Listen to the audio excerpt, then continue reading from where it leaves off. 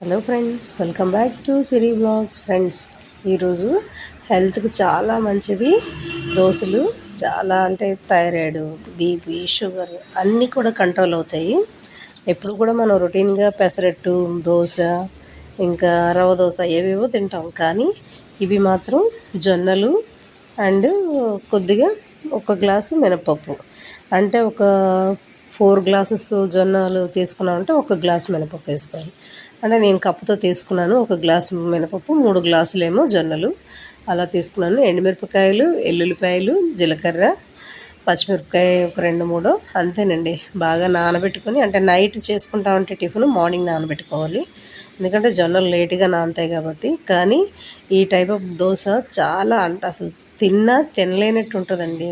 అంత లైట్ వెయిట్గా ఉంటుంది మనం టిఫిన్ చేసిన తర్వాత. చాలా బాగుంటుంది, ఎందుకంటే హెల్త్కి కూడా చాలా మంచిది కదా దోశలు.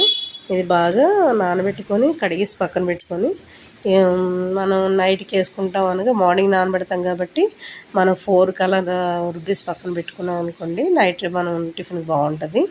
దీంట్లో దోశలో సాల్ట్ కలిపేసి పక్కన పెట్టేసుకొని, మనం ఆనియన్స్ ఫైన్గా చాప్ చేసుకొని చక్కగా ఈ దోశ మీద వేసుకొని చేస్తే చాలా బాగుంటుంది.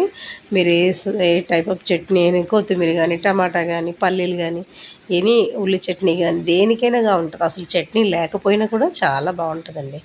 దోశ కూడా వేసినటప్పుడు మనకి ఎక్కడ కూడా కనీసం ఇరగదు, ఎక్కడ బ్రేక్ అవ్వదు, అంత బాగా ఉంటుంది. చాలా సాఫ్ట్గా ఉంటుంది. టిఫిన్ చేసిన తర్వాత కూడా మనకి టిఫిన్ చేయలేనట్టే ఉంటుంది. అంత హెల్త్కి మంచిది, హెల్తీ కూడా. ఒకసారి అయితే ట్రై చేయండి మీరు, చాలా బాగుంటుందండి.